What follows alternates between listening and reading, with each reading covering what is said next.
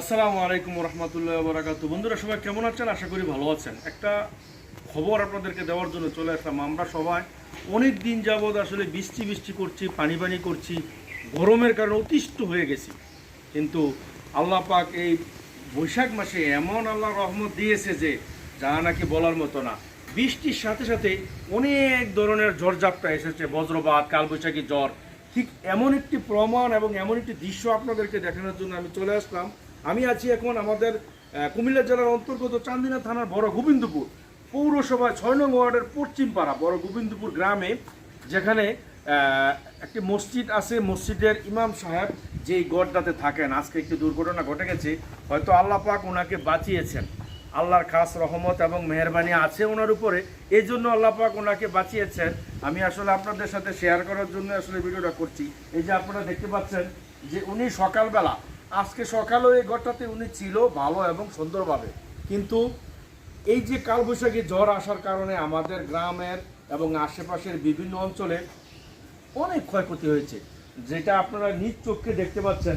আমরা এখন আসলে একটু কথা বলার চেষ্টা করব যে এই মসজিদের ইমাম সাহেব যে আসলে আজকে যে ঘটনাটা ঘটেছে, ওনার মুখ থেকে একটু শুনতে চাচ্ছি। আপনারা আমাদের সঙ্গেই থাকুন। আসসালামু আলাইকুম। জি, আসসালামু আলাইকুম রহমতুল্লাহ। আসলে ইতিমধ্যে ভাই বলছে যে আসলে কালবৈশাখী ঝড় তো প্রত্যেক বছরের এটা ধারাবাহিকভাবে হয়ে থাকে বা আমরা চিরাচরিত নিয়ম অনুযায়ী দেখতে হচ্ছে। আজকে সকালবেলা মুক্ত পড়াইলাম 8টা পর্যন্ত। 8টার পরে ওই সময় থেকে তো বৃষ্টির একটা আবির্ভাব দেখতে পাইলাম। আমি রোমে ছিলাম দীর্ঘ সময় ধরে। হঠাৎ করে একটু শারীরিক অসুস্থ বোধ করছি, একটু পাকে দিয়ে ভাবলাম যে ডাক্তারের কাছে যাওয়া দরকার। আমাদের চান্দিনা প্রাণকেন্দ্র একটি হসপিটালে একটু ডাক্তারের পরামর্শের জন্য আমি গিয়েছিলাম। যেতে না যেতেই বৃষ্টি নামছে। বৃষ্টি নামার পরে আমি শুনতে পারলাম যে একটা ঝড় আইসা আমার এই যে হুজরাখানা বড় গোবিন্দপুর পশ্চিম পাড়া বাইতুল মামুর জামে মসজিদ সংলগ্ন যেই ইমামের যে কামরাটা আছে, এই কামরাটায় আমি থাকতাম। এই ঘরটাতে, এই ঘরটার মধ্যে যে খাটটা থাকি, এই খাটটার উপর বরাবর পাশে একটা বড় রেন্টি কড়ি গাছ। এই কড়ি গাছটা ভেঙে একেবারে ঘরটা একবারে ছিন্ন ভিন্ন করে দিয়েছে। আমি ওইখান থেকে এসে এই ঘটনাগুলো দেখে হতবাক হয়ে গেলাম। পাশাপাশি আল্লাহ দরবারে শুকরিয়া করলাম যে আল্লাহ তাআলা কি না পারেন, এটা আল্লাহ তাআলার অসীম। আল্লাহ তার আমরা যেটা জানি না সেটা আল্লাহ যে জানেন, এটাই তার প্রমাণ।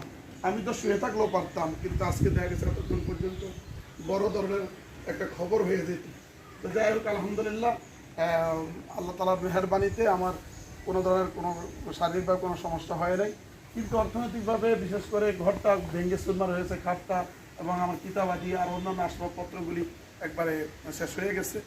আর এই অবস্থাতেই এই যে ঘরটা এখন আর নাই বললেই চলে।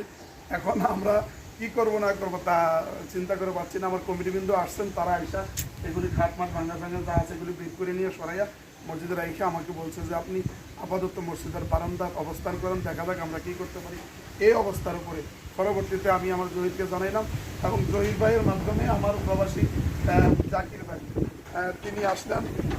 তিনি সমাজসেবক এবং আমার অত্যন্ত ভালো লাগছে যে উনি আইসা এই পর্যন্ত আমাদের খবরটা নিয়েছেন।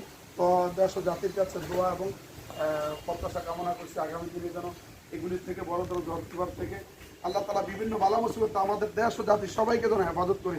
বিশেষ করে আমাদের বড় গোবিন্দপুরে আরও অনেক ঘটনা ঘটছে, তার সকলের প্রতি দোয়া করি আল্লাহ যেন আমাদের সবাইকে হেফাজত করে। বিশেষ করে আমাকে যেন আল্লাহ তাআলা সকলের দোয়া চাই সুস্থ রাখেন এবং যে সমস্ত ভাইয়েরা এগিয়ে আসছেন তাদেরকেও আল্লাহ সুস্থ রাখেন, সেই প্রত্যাশা কামনা করছি। ধন্যবাদ। ইমাম সাহেবের কথা আপনারা আসলে শুনতে পারলেন যে আসলে আজকের যে ঘটনাটা হয়েছে, রাখে আল্লাহ মা রেখে, এটা বাস্তব প্রমাণ। সকালবেলা উনি এই ঘরেই ছিলেন, কিন্তু হয়তো নিজের কিছু অসুস্থতা অনুভব করার কারণে ডাক্তার দেখানোর জন্য বাইরে গিয়েছিলেন। ইতিমধ্যে এই ঘটনাটা ঘটেছে। তো আসলে আমাদের গ্রামে এরকম আরও আজকে অনেক ঘটনা ঘটেছে। কালবৈশাখী ঝড়ের এই প্রভাবে অনেকের ক্ষয়ক্ষতি হয়েছে। সব ভিডিও আসলে দেখাতে পারলাম না, এই ভিডিওটা দেখা করলাম।